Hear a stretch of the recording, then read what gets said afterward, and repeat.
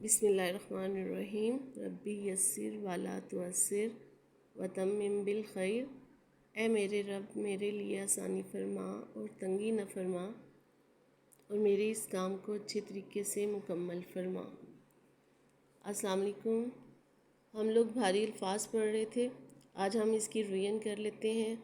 तो next video में मैं सोच रही थी कि इंशाल्लाह राइटिंग स्टार्ट करते हैं, तो उसके बाद फिर हम रीडिंग की तरफ आएंगे।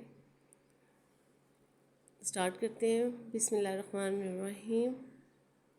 पहले भी बताया, इसको बे है की बनी भे नहीं पढ़ना आपने, इसको भारी अल्फाज का ये भारा करके एक ही दफ़ा इसको पढ़ना है। जैसे अली बे पे ते है, वैसे ही ये भी भारी हुरूफ की तख्ती है, तो इसको भी एक ही साउंड से पढ़ना है हमने।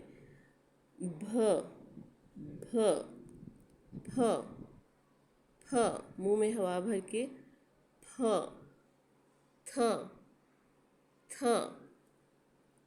ठ ठ, झ झ छ छ, ध ध ढ ढ, र र ड़ ड़, ख ख, घ घ, ल ल, म म म, न न। ओके, आज हमने थोड़ा सा और आज बात करते हैं। मौसम बड़ा अच्छा था और ऊपर बैठ के मैं ये वीडियो बना रही थी, तो मेरी नज़र एक चीज़ पे पड़ी, आपके साथ भी शेयर करते हैं।